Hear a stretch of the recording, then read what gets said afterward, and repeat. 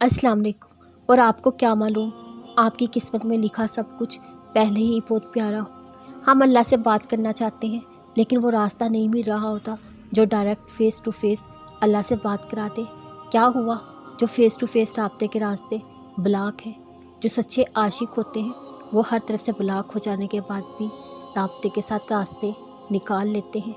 आप भी देखें ना, कहीं तो कोई रास्ता खुला होगा। क्या अल्लाह ने बातिन के सारे दरवाजे नहीं खोल रखे? उनके ज़रिए कलाम करने की कोशिश क्यों नहीं करते? हम अल्लाह से बात करने के लिए मेहनत क्यों नहीं करना चाहते? हम दुनिया के लिए ख़ुद को थका मारते हैं। हम अल्लाह के लिए थोड़ी सी मेहनत करते हुए इतनी जल्दी थक क्यों जाते हैं? बेहतरीन दुआएं, इन दुआओं को कसरत से मांगा करें। अल्लाह को मनाना पता है, बहुत आसान है। एक सजदा, चंद आंसू, बस वो जहानों का बादशाह राज़ी हो जाता है। कायनात के मौत से क्यों भूल जाते हो? तुम जिससे मांग रहे हो कायनात के सारे मौत से उसकी इबादत करते हैं।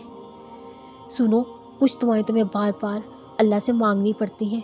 कुछ दुआएं अल्लाह फ़ौरन कबूल कर लेते हैं क्योंकि वो दुआएं अल्लाह की पसंदीदा होती हैं। इसलिए अल्लाह उन दुआओं को तुमसे वक्ती तौर पर दूर कर देता है क्योंकि वो दुआएं तुम्हारा मुकद्दर होती हैं, लेकिन तुम्हारे दिल से उन्हें कभी भी निकलने नहीं देता ताकि तुम अल्लाह से मांगना ना छोड़ो।